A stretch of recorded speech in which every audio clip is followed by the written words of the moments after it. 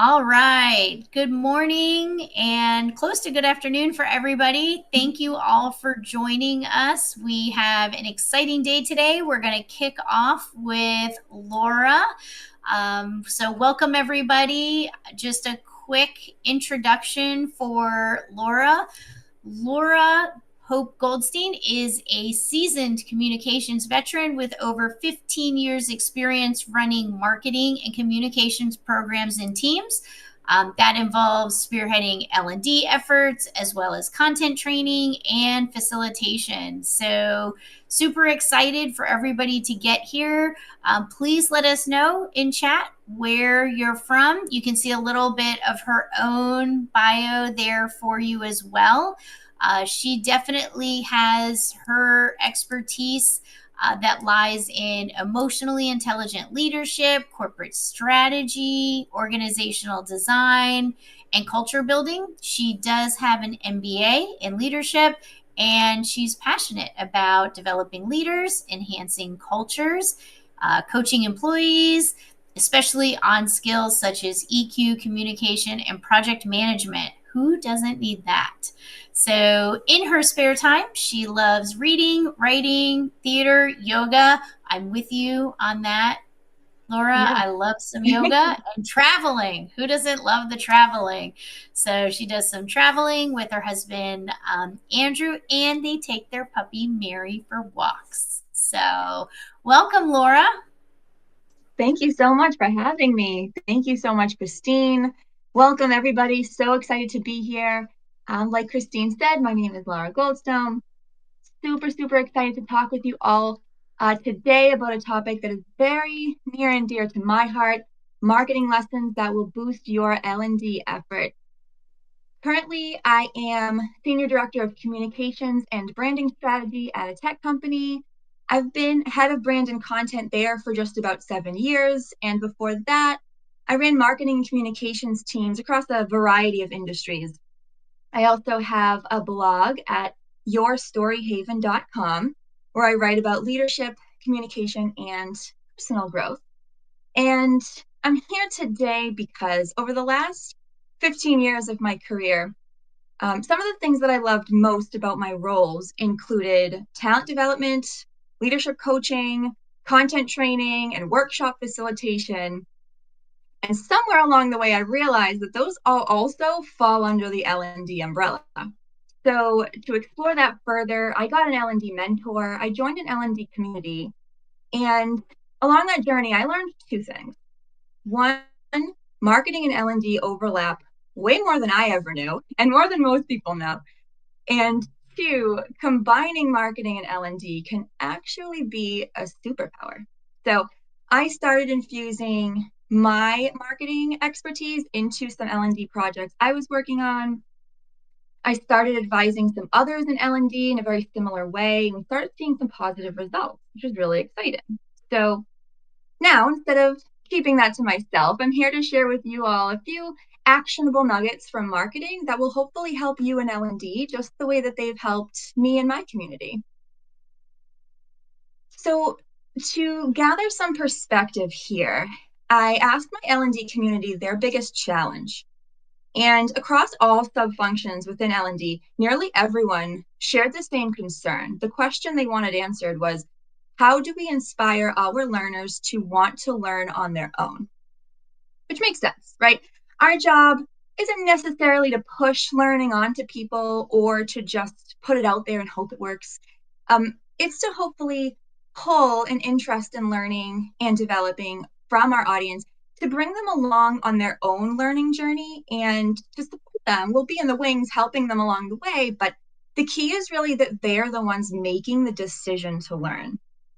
And the cool thing here is that marketing actually asks the same question. Marketers ask, how do we help our consumers learn about our brand and our products? And how do we inspire them to want to purchase and engage on their own? So yes, marketing and L&D, we both create content. We both have an offering we want people to engage with. We both want people to be interested and stay interested over time. And really at the heart of it, the main overlap between marketing and L&D is about inspiring people to help bring them from point A to point B, wherever that might be for them. So that is why I created this framework that I call Make Your Case. So CASE, CASE is an acronym. So in both marketing and L&D, to inspire action, I have found that it helps to do these four things. So the C in CASE stands for connect with your audience. So as we walk through that, we're going to be discovering all kinds of information about them through empathy and understanding. The A stands for appeal, so that we can resonate with them through logic and emotion. The S represents showing them a better life as a result of working with us. So that's all about proving that the value outweighs the risk. And the E is for empowering them to make that choice on their own by removing roadblocks and making it easier for them to act.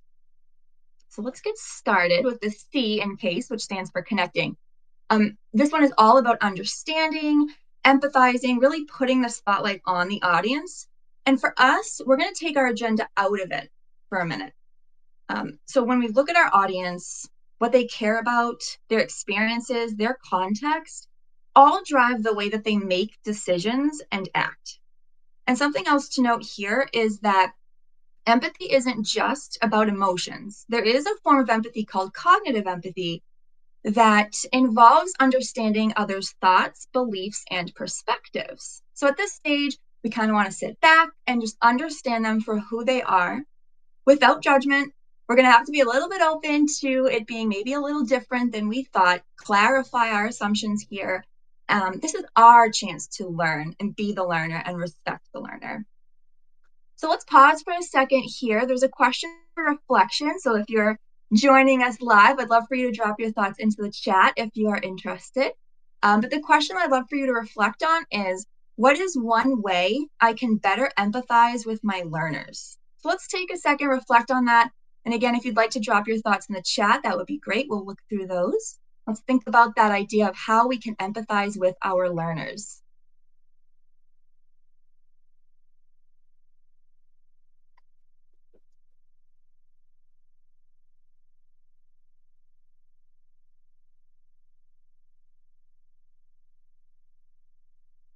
Christine, if you'd like to unmute, I'd love to hear if there are any thoughts from the chat. Yep. So I'll keep an eye on chat. If you all want to drop in your reflection, what is one way that you can empathize with your learners? I'll pick those up and we can kind of talk through them for sure. Lovely. I'll also jumpstart us a little bit to some common answers here. People recognize the value in putting themselves in other people's shoes. And sometimes that's as easy as just talking to them, right? Getting curious, asking some questions. Sometimes it can be helpful to really build a deeper relationship, which is great too. Curiosity also helps a lot here. If you kind of ask people to explain things to you with an open mind, that can help you empathize with them and learn their perspective as well. Yeah, and we've got a couple in chat. So, and I apologize, Linnea, please let me know if I did not pronounce your name correctly. But her reflection was, think about the length and the format. Does it work with their demands? That I like that one. We're going to cover format a bit in a little bit. So, Linnea, you are ahead of the game, and I love that perspective of considering how they engage, how they respond to certain things, or what their preferences are. That's perfect. And then Chloe has listening on their needs by building rapport and relationship to meet our stakeholders in person. And Amy's got, she thinks about her audience. What's the demographic? What do they need? Like they're her customers. Yes, love that.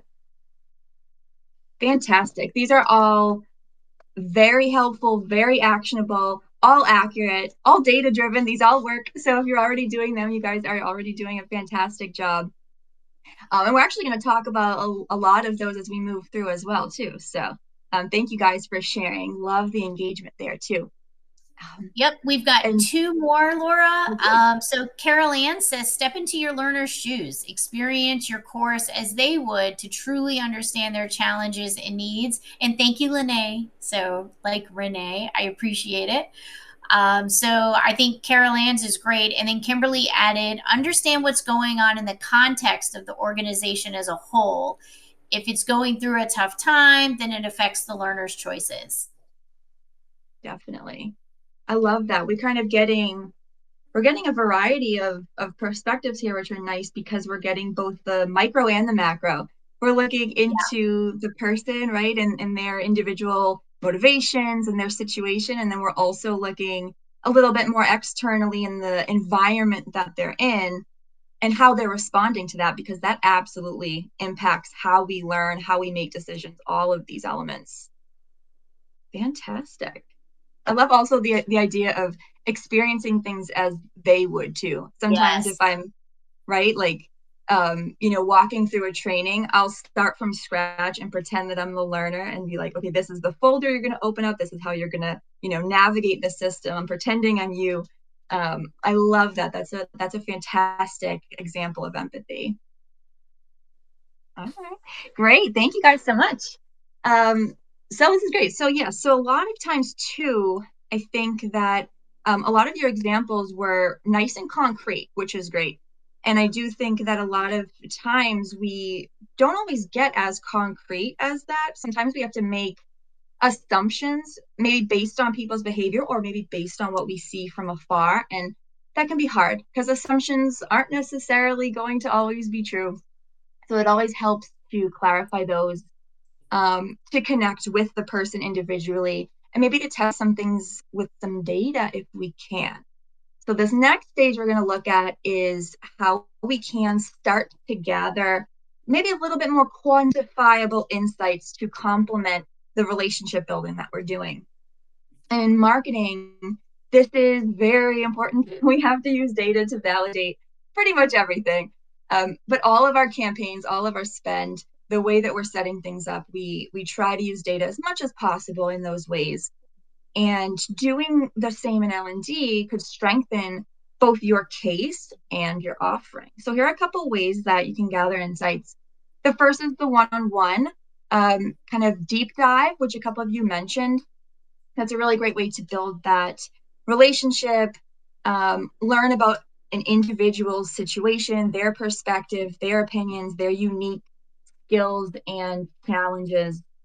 And something that I'll note here is that it helps, depending on what you're designing for, what your learning initiatives are, but it helps if you then do a little bit of what I call spot checking to see if that is a unique circumstance for that person or if it's a trend. So maybe you check in with a couple other people on the team, do some one-on-ones with them as well, and figure out if that's something that you need to mitigate or to design around. You can figure out if it's a one-off or something a little bit more of a trend. So you can use that data in a couple of different ways. The next one here is small group conversations. I love the sweet spot of maybe 4 to 6 people if possible, but whatever that looks like for your application, small group conversations are helpful when you do have a little bit of trust already. You're going to be able to get that diversity of thought. You're going to have people piggybacking off each other, maybe agreeing or disagreeing with each other, and having that respectful carousel of ideas, which is really nice. And you can kind of be the sponge in that situation and listen and enjoy all of the insights that you're hearing. Another one is surveys. This is a little bit more formal, right?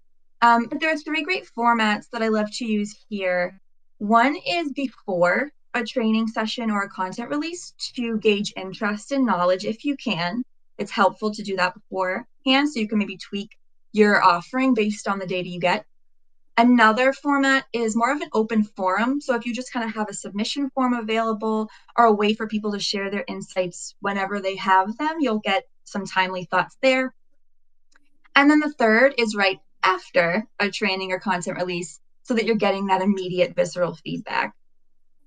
The next one here is systems data. So if you do have any digital systems available and you have clean data and it's geared toward relevant metrics, you should be reviewing that. I know that can sometimes be a challenge in and of itself, but any data that you have that's kind of that cold hard, ones and zeros, you should be reviewing that as much as you can and trying to understand the context behind it. So an example of this is if you create e-learning courses, is there a way that you can view maybe video completion rate? Or is there some way you can check, are people getting all the way through the videos, or are they falling off at a certain point? And then what does that data mean? Does that mean that maybe the video is too long? Is the topic not relevant? You can start to explore that data. Management trainings also are a fantastic way to gather some insights here. And they actually are bilateral, they go two ways. So you can hear directly from the managers about the day-to-day experiences that they're having with their learners, since they have that relationship and they're much closer in that way. And then the other way is that you can train managers on empathy and listening and how to gather insights in the moment and the importance of L&D. Full example on the right side of the slide is of a performance review document that I created for a team I led. I like to ask questions that give attention to important things. So, for example, here I ask my team members how they are using their unique strengths and skills to add business value, how they did that in the quarter past, and how they plan to do that in the quarter ahead, and what support they might need for that. So I want them to be able to see that it's important to align their unique offering with business goals. And then I'm also getting their firsthand experience. I'm getting their opinions. Maybe I'm clarifying some of my own assumptions and getting some new information that I didn't know about. So next, to sort through all of this and start to make sense of the insights that you're starting to gather. One thing that you can take from marketing is to make audience segments. So you might have heard of ICP, which stands for Ideal Customer Profile, or buyer personas. More general terms are just audience personas or audience segments. And I think one of our participants in the chat mentioned like the demographics and a little bit more about your audience and looking at them as the audience, and you're the product and you're trying to, or your training sessions the product you're trying to fill their needs with. This is a perfect stage for that. So audience segmentation is essentially just grouping people based on similarities or trends that matter to your offering. And so the benefit for you is that you'll be able to complement your mass messages with more customized messages and experiences for smaller groups to resonate in ways that they care about. We got some great stats too about this. In marketing, when we personalize towards personas, web traffic doubles, email rates spike. About half of companies that use audience personas report a drastically quicker speed to purchase, which means customers' needs are being met more effectively, which is kind of the whole point, right? So let's paint a little picture here. Let's talk through a little example. So let's say we have somebody named Sally, and we find out through our empathy and through asking some questions here that Sally prefers to only attend virtual conferences. So if I'm marketing to Sally, I'm not going to promote an in-person conference to her. It's not her preference. It wouldn't be a good use of marketing's time or of Sally's time. And so if I am in L&D at her company, and let's say I'm trying to train Sally on something, it wouldn't be ideal for me, if possible, to send her to that in-person conference. She might feel uncomfortable. She might not engage, might not remember things because it's harder to remember when we're uncomfortable. She might resent me for it, and that would break our trust. And it's important to note that there are others like Sally. And so if you then group them together, you can efficiently and effectively matter to these small groups of people in a tailored way, but still in an economical way. So for your audience segments, it's great if you are able to identify how they make decisions, how they fill their needs, their learning preferences, their motivations and influences, their capabilities and challenges and goals. So you can use this to gear some of your conversations and data gathering from the last step. You can start to use those and group them together here. So as if this, whether this is new to you, whether you've already been doing this, this is a great option for you. And you can start to consider how segmenting your audience can benefit both you and your learners too. Okay, so we have zoomed in on our individual a little bit, our individual learners. We've started to group them based on similarities that matter to what we're working towards. And now we're going to zoom out a little bit more and we're going to look at the full journey for each group. So in marketing, we call this customer journey mapping. You might also know about the funnel progression. There's the marketing or sales funnel, kind of that inverted pyramid. Start at the top and you want to push your customers down through to conversion. But for today, we're going to simplify it. We're going to call it the audience journey or the learner's journey. And we're going to progress from left to right. So there are 5 stages in this journey, and we're going to map them to L&D to put it into context for you here. So the first stage is awareness. So you might ask, first of all, at the very highest level, are these people even aware of our L&D programs? And if they are, how are they made aware? And what information do they know about them? The second stage is consideration. So how do they make up their mind? How can they choose to learn and choose to engage with us? The third stage is purchase. This is just the intended action that you want people to take. So I think somebody mentioned this in the chat also, but kind of thinking of the product as the L&D program or the training that you're offering. So here you might ask, what is the active learning experience like for them? Stage 4 is retention. So afterward, what makes them want to keep coming back? How can I retain my learners and keep them interested and engaged? And then stage 5 is advocacy. This is often viewed as the holy grail in marketing. The question here is, how can I turn participants into advocates? So people at this stage can become your champions internally, the stakeholders who can advocate for you and help you get buy-in and can help elevate L&D into the strategic position that I believe it deserves to be in. So I encourage you to draw this out for your learner segments and embrace the full journey.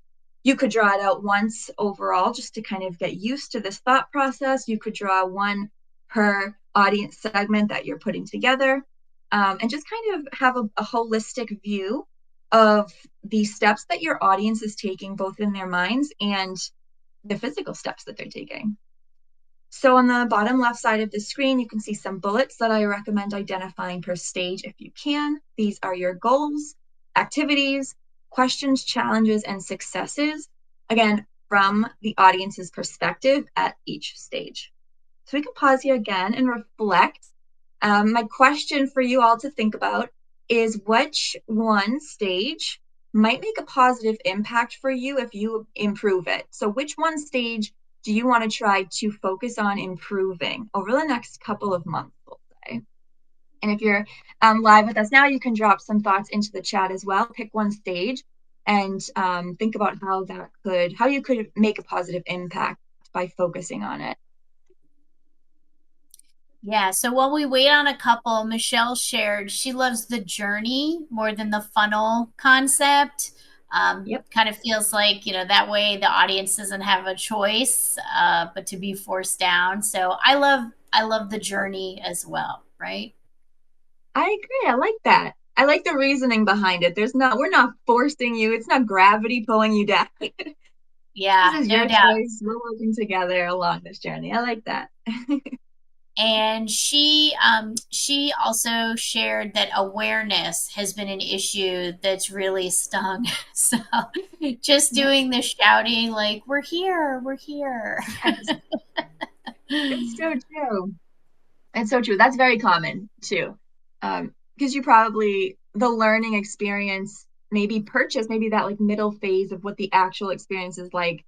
I think that a lot of times is the strongest for L&D folks.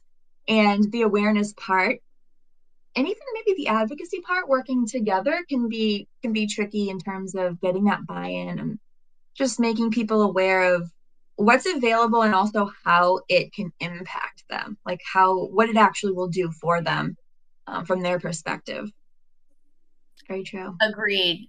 So Amy shared in chat, we are implementing a new LMS and we'll be doing a major rollout later this year. It's going to be an improved user experience, which will lead us down this exact journey. So that's exciting. Ooh, best of luck, Amy. I hope maybe this will help you. Maybe we can stay in touch. I'd love to hear how it worked out for you. That type of rollout is perfect for because of how impactful that is. Like a new LMS, you'll definitely benefit from looking at the holistic journey of your learners, of getting having that those touch points and bringing them along the way. That'll be great. I'm excited for you. That's a very good experience to be able to It's a have and to daunting apply. one. Yeah, it is a big one, but it'll be great. You'll learn from it. We'll all learn from it, right? And hopefully, it is also very successful too. Love that. Okay. Well, yeah. Think about it as well. Um, identified. It's helpful also. It can be humbling too to recognize and increase your self awareness a little bit too, right? To think like, okay, which one of these are we already doing well, and how can we already leverage the way like the good work that we're already doing? But which one are we not even doing yet, and we want to try? Or which one, do we have some issues with that we need to kind of focus on a little bit more? And um, when you kind of map it out like this, it makes it more concrete for you. It's easier to see where your strengths and gaps are. So yeah, I highly recommend documenting this. It can be a fun activity to build it with your team if you have a team. If you are able to create it and then share it with your team, I love to give attention to the things that are important. So if you are able to build it and share it, give attention to it so people know that it is important. Lovely. All right, let's move along. So that was the C in case. Now we're going to move on to A, which stands for appeal. So now that we know our audience, how can we appeal to them? So how do we make them care? We're going to discuss a little bit of using both logic and emotion to resonate.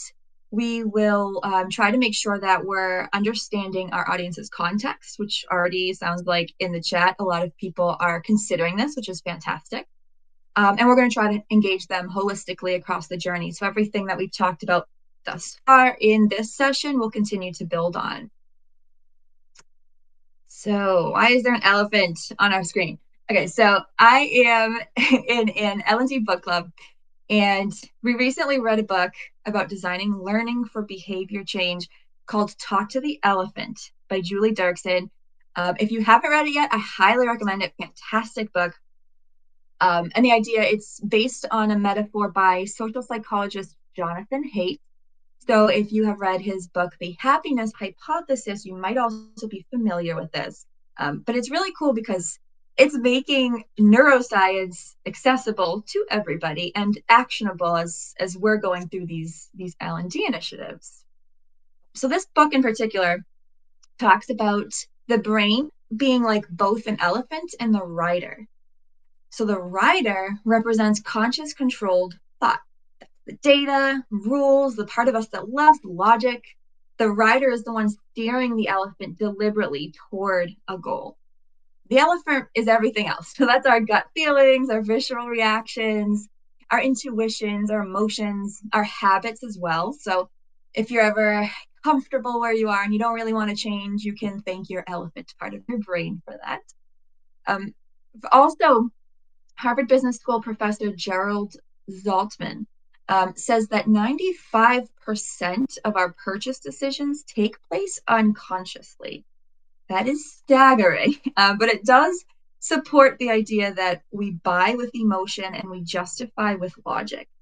And so I know some of those terms, buy and purchase, might seem like they're a little bit more on the marketing side, but as we explained and explored, if your L&D offering is viewed as your item that you're quote unquote trying to sell, they also apply there. And our learners also make those decisions a bit unconsciously, or they are using both emotion and logic to make those decisions. And we all do. We all use both logic and emotion in different ways to make different types of decisions. So the lesson really is to use both, to speak to both our logic, so that rider side, and the emotion, represented by the elephant. An example of this is Super Bowl ads. So I am in a marketing group, and every year for the Super Bowl, we get together on Slack and we vote for our favorite Super Bowl commercials. And my votes are pretty predictable because I am a very sentimental person, and I always vote for the commercials that make me cry. I love when it's a good story and it really tugs at my heartstrings, and I really, really love that. I love to be made to feel something by an ad. But those don't always win in our little brackets because not everybody feels that way, especially if it's like a beer commercial. They're like, I don't really care. I don't want to cry. I just want to know the details. I want to know the facts. How many calories? What does it taste like? All of that. Um, and even in that way, even I, of course, listen to my writer sometimes too, more than my elephant. So the important thing here is to know that we all have both, to become aware of that and to see how you can use it in your content and trainings and also in your promotions. So if you are struggling a little bit or wanting to improve the awareness stage, maybe there's some more things that you can do with both logic and emotion here. So consider which of these that you might tailor your L&D efforts more towards, and think about how you can incorporate the other half a little bit more as well. Now, a great way to pair both together is through storytelling. And my tip here is to make your audience the hero of their own journey. And to do that, you have to consider things from their perspective. So walking around in their shoes, experiencing it as they would, as some of our members here today have mentioned. There's two little mnemonic devices here I put on the slide. The first one you can pronounce. You probably have heard of it, WIFM. So it stands for what's in it for me. Of course, everybody wants to know the benefit or reward that they're going to get for their time or effort. The second one you can't really pronounce, but it stands for what can I do with this? And that's about providing an action that they can take as a result. So some tips here are to frame value from your learner's perspective in terms of the benefit they get, not just the thing that you offer. So in marketing, we say sell benefits, not features. So an example of that is if you're selling an umbrella, the features, the things, the facts about it is, maybe the material it's made of or how much it costs. But the benefit is staying dry in the rain. And people might care about that a little bit more and be able to imagine that more than caring about, what type of material it's made from. Other tips here include refining your messaging to one solid idea at a time. And that's so that your learner can very easily follow you and that you're giving space for each idea to resonate before you build on it. Make your ideas as tangible as possible, as concrete as possible. So even in this, session right here, it's virtual and everything, but when I was just talking about an umbrella, you could probably imagine an umbrella in your mind, and that is a form of being tangible. And then make the outcome very clear so they don't have to do any extra work. They should very obviously and clearly know the benefit or reward they will get. The example on this slide, on the right side of the slide, is using Apple's iPod as an example. So we've got the same graphic of an iPod here, but there are two different taglines. The one on the left says 5 gigabytes of storage. So imagine an ad, and you've got your picture of your iPod here, and the tag says 5 gigabytes of storage. Okay. Well, that's not untrue, right? It's true. It's factually true, but the average person might not know what that means for them, right? 5 gigabytes, how much is that? Of storage, what can I store? Where is it? What does that actually mean for me, right? But the tagline on the right says 5,000 songs in your pocket. Okay. Now we know exactly what that is. 5,000 songs. I can quantify that. Songs. I know what that's like in form of my music library. In your pocket, that's your perspective. It is concrete. It's tangible. You can imagine that. You can imagine a life with that outcome. So that's the goal. That's something we do a lot in our marketing content that you could consider doing a bit in your L&D content and promotions as well. So the takeaway here is to think about how you can make your L&D content and promotions more tangible, more refined, and framed from the audience's perspective. So next, as you are appealing to your audience with logic and emotion, you're putting it all together. The next thing to consider is how that will all come to life in terms of various content formats, which I believe Lene may have mentioned in our chat, right? So what format should your content be? And there are lots of options, and the idea here is to be aware of all of them, and my recommendation is to vary them. So on this slide, I put out some options here that I know we all have used in different ways based on our resources and the learning material and the audience. But even if you're thinking of a training, you can think about whether that should be in person or remote. If you're putting together a course, you can choose whether it's synchronous or asynchronous. If you're putting together a resource, is this message best conveyed through a one sheet or an infographic or a slide? What type of material should that take? Is it a workshop or a brainstorm? We want to be a little bit open, generate some dialogue. Are there simulations we can put together, some videos we're sending out? So here, the key is to vary your content types based on learner preferences, your journey stages, and your audience segments. And this is also where you can design for accessibility and UDL framework and vary all of those elements as well to provide a wide variety of content formats for everybody. And so the graphic at the right side of this slide is something that I train my content teams on.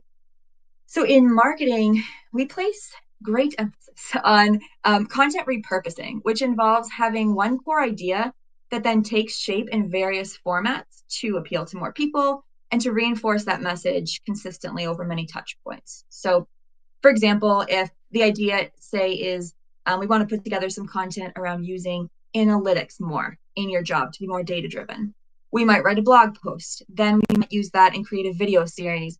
Then we might design an infographic. We might give a slide to the sales team to promote that idea. We might make some graphics to share on social media. So here it really is all about diversifying your content options to appeal to various preferences and touch points that your audience segments might respond well to. So the S in case stands for show. So here we want to prove value over risk. It's a very interesting stat that I researched here. A risk perception study done in 2022 found that individuals' reactions were determined by perceived risk rather than actual risk, even if those perceptions were frequently biased. And actually, a lot of data over time shows that our thoughts and behaviors are based on how we perceive risk rather than the actual risk. So empathy is going to help a lot here because we might be thinking, oh, it's so easy to take this course. Oh, this action is so simple. But we really do have to empathize and understand the learner's perception of why something might be risky.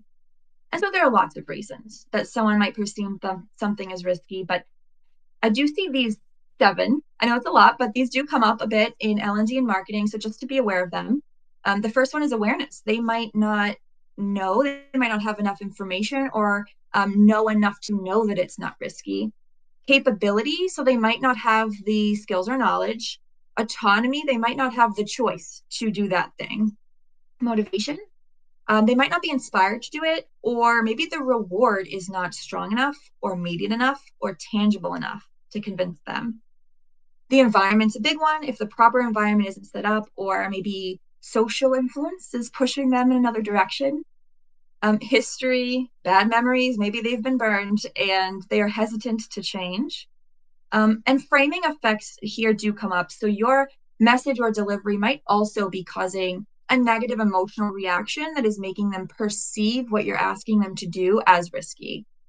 And so these are all just common roadblocks all learners have faced at some point, and these are roadblocks for us in L&D to try to mitigate in order to help engage our learners. So let's talk about a couple ways to do that. There are many, but the first one is called proof of concept. Nobody wants to be the guinea pig, right? So there's always less risk if somebody else has had success with something. And in marketing, we use case studies here a lot. That is one way to provide both data and a story that shows impact. So, for example, we might put something together that says, this tool increased this company's site traffic by 75%. It can do the same for you. The second one here is empathy. We talked a lot about putting things in our audience's context to get a little bit more tactical, speak to their pain points, use their language. That's a big one. And address their concerns head on. We found this to be particularly impactful in times of economic uncertainty. So it is okay for you to get human and say, we know you're worried about this thing. Here's why you don't need to worry. So you're still validating their feelings, but you're redirecting them toward a more favorable mindset and boosting their confidence a bit. And then environment. So creating systems that enable desired behaviors. This encompasses everything from management and social influence to the tools they use, the processes that they follow. As an example, once I was training a sales team on a content library that lived in Google Drive, but throughout that process, I actually found out they did not all have access to the same Google Drive folders. And there was a perception that taking the time to learn how to access it would take too long or is maybe a bit risky. So I empathized, I learned a little bit, and in the end, we created a Google Sheet. We had them bookmark it in their browsers where they're already engaging on a daily basis, and now they use it all the time. So we took the risk away by going where they already were and making that additional effort minimal. This also, you could read up a little bit more on that if you are interested in like habit stacking. Atomic Habits by James Clear talks a lot about that as well. So the process you could take here just helps to identify what people perceive as risky first and understand why a little bit. And then you can start to mitigate those worries, help them see the value, and ensure that their actions align with the new mindset. The last letter in CASE is the E, and that stands for empower. So here we're going to remove roadblocks, add some support, and make it an easy decision for the learner to take action. Nobody likes to be sold to, right? We don't like to be told what to do. We want everything to be our decision. In marketing, we can't just say, hey, buy this thing. We have to show the value, give them the opportunity to make that decision. And sometimes that means making the means available to them. So aligning systems, clearing digital pathways, ease of purchase, good user experience. It's the same thing with L&D as well. And if you'd love to reflect on this question as well, we can take a moment to pause here and consider, what is one roadblock my learners face? So empathizing with them and thinking, okay, what is one roadblock that they face? We can take a second, reflect on that. You can drop your thoughts into the chat if you are interested in joining live.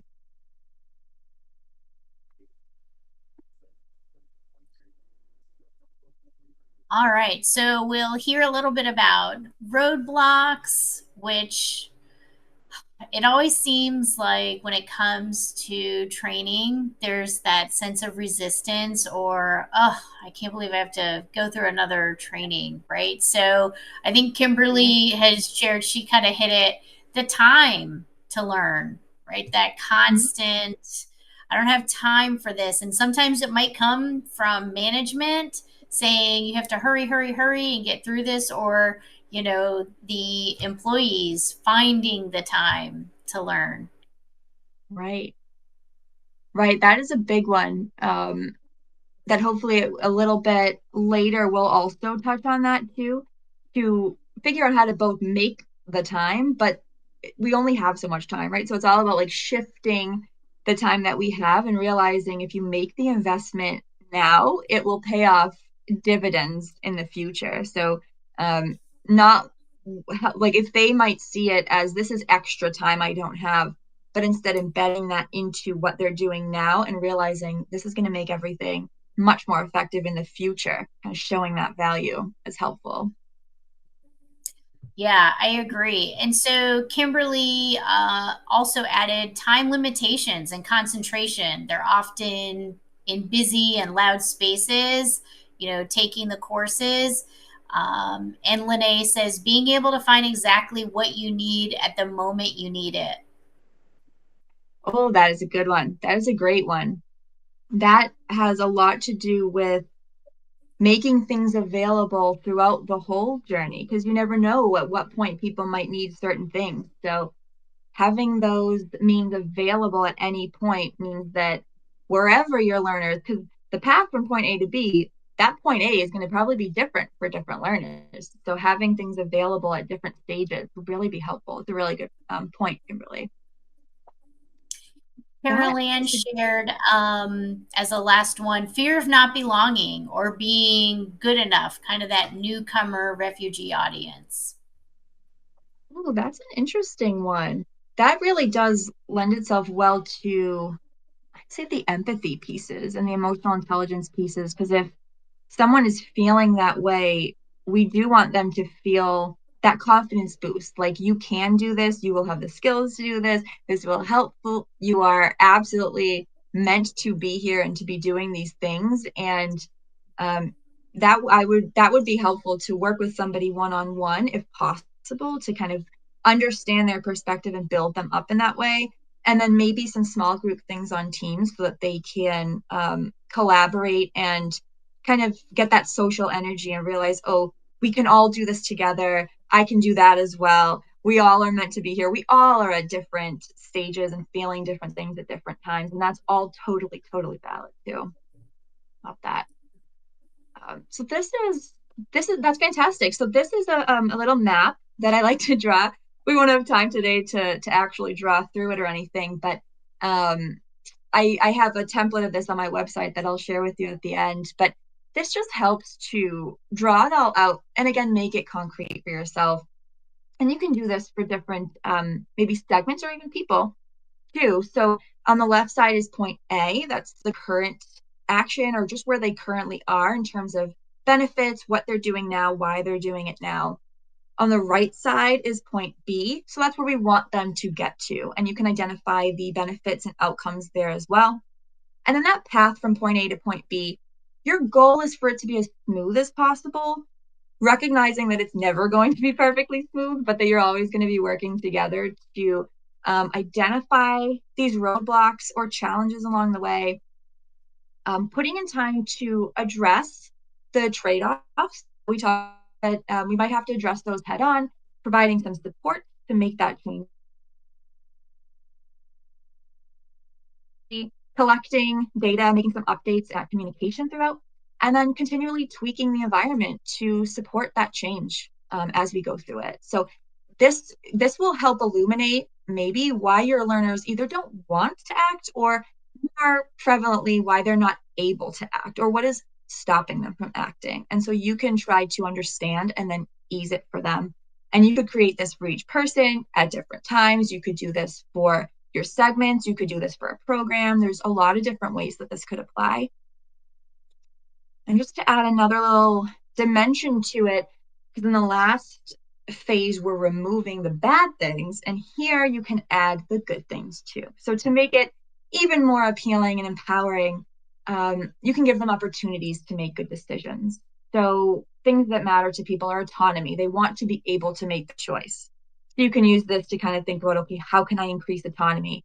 Capability, skill, and knowledge. If somebody doesn't know how to use a tool, how can you train them? Confidence, belief in themselves and in the system. So we talked about that a little bit. That is part of it, absolutely. Environment, the systems and means, the need. So it should be filling a gap or goal so that they clearly see the insight, and that trust in themselves, in the process, and in you to be able to deliver and support. So, lastly, something I personally particularly love working on is cultivating the right culture. My personal definition of culture is that culture is how we act at work. It's the way we treat each other, the things that are acceptable, behaviors that are repeated and allowed. It's our collective way of working. And so we want learning to become a habit, not just a one time event. We don't want people to view it as just checking the box and moving on. We want to integrate it into our lives and continually build on it. And internally, it is helpful to be viewed as a strategic partner. So that comes with aligning your activities with company strategies and goals, getting that internal buy in, and proving value over time. So if you have some champions who are able to make that trade off and put in the time now, and then they do get to reap some good benefits, that's one proof. And then maybe they can help advocate for you, and other people will follow suit. And it's an ongoing process. We should all be continually gathering data and feedback, implementing those findings, and proving that we're listening and always trying to make the experience better. The maintain framework on the right side of the slide is something I just do when trying to nurture a supportive culture on my team. There's 4 quadrants here. The first is modeling. So model the behavior that you want to see if possible.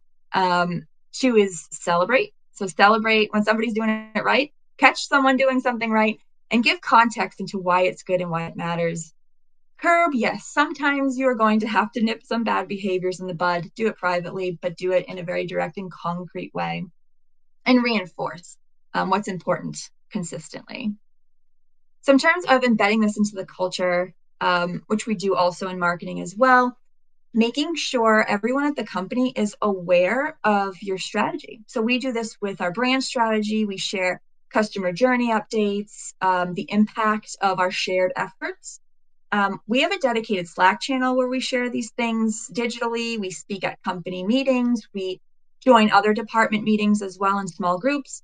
So trying to do that as well on the L&D side will help you be seen as a strategic partner, and hopefully will cultivate that culture throughout the whole organization. So some tips here are to incorporate learning into your corporate values. If you could make learning or curiosity or innovation or something about L&D a corporate value, you'll really hopefully be able to unite the organization that way.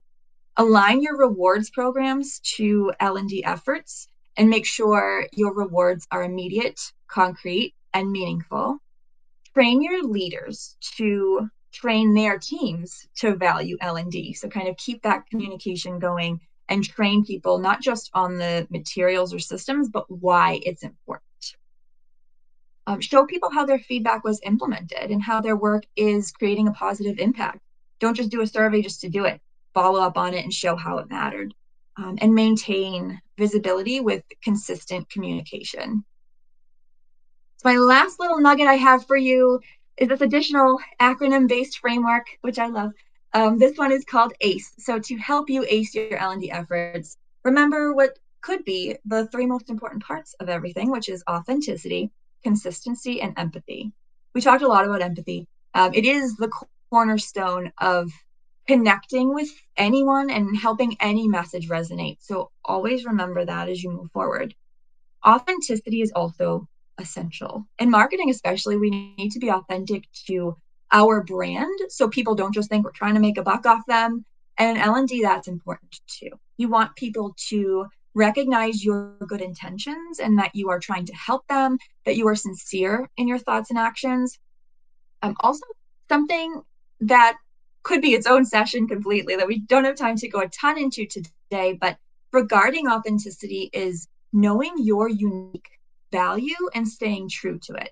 So it's like looking at L&D as building your own brand. So you have a value proposition, you have something that you offer in L&D, you have a very unique skill set, you have a strong vision, and to be able to know that and then to drive that forward strategically would be the golden standard, right? Instead of just always appeasing or reacting to others' wishes all the time. So sort of finding a good balance there to prove that you can support, but also driving your own strategies as well. And consistency. We are what we repeatedly do, right? And consistency is very important for building trust, developing momentum, and nurturing that culture we talked about that's so important. Some takeaways. We can recap. These are some things we are all going to do together after this session. We are going to make our case by connecting, appealing, showing, and empowering. We will show strategic value in concrete ways over time. We will empathize with our audience to inspire behavior change. We will plan the full journey and embed learning into our culture. We will remove roadblocks, add opportunities, and build trust along the way. We will find the balance that works best for us in our personal brand. And we will ace our L&D efforts by maintaining authenticity, consistency, So thank you so much. I hope you've had as much fun as I have. I would love to stay in touch as well and hear your thoughts on these topics and the projects that you all are working on and everything. My personal website is yourstoryhaven.com. I'll also drop these links in the chat because, as a special little thank you for attending this session, if you go to that second link, which is yourstoryhaven.com/WLD2025, and I'll put that in the chat, um, you can. So I'm letting you access for total free, no gates, no forms, anything like that. I'm sharing these slides, but also some templates and handouts that I put together for you, like that journey and different things that we looked at. I put together some handouts there, so you can download those for free. Also, love for you to sign up for my newsletter right there, or on my contact page if you're interested. And that's my LinkedIn URL as well. Or if you search Laura Goldstone MBA, that little picture will pop up. So thank you so much again. We are after, I can't believe we took the whole hour pretty much, but thank you everyone. And thank you so much, Christine, as well. Like, time flew by today.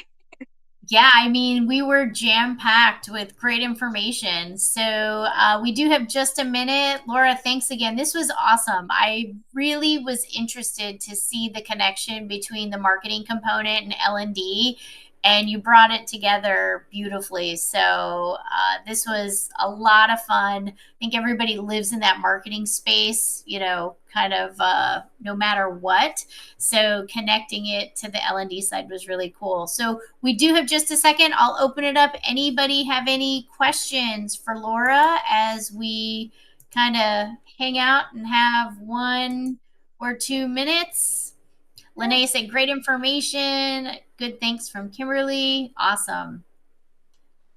All right. Well, hopefully, drop that in there, Laura, for yeah, everybody. And I already found you on LinkedIn, so I will be quickly perfect. following for sure. And free stuff's always cool. So all right. Well, thanks everybody for attending. We do have a few more sessions. Please make sure you check out what's coming up next.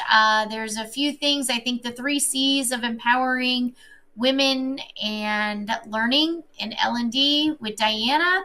And then we've got graphic design with accessibility later today. So hopefully I'll see everybody later this afternoon. And Laura, thanks again. Fantastic job today. Thank you so much. Thanks, Christine. Thanks, everybody here. All right. Bye, everybody. Bye.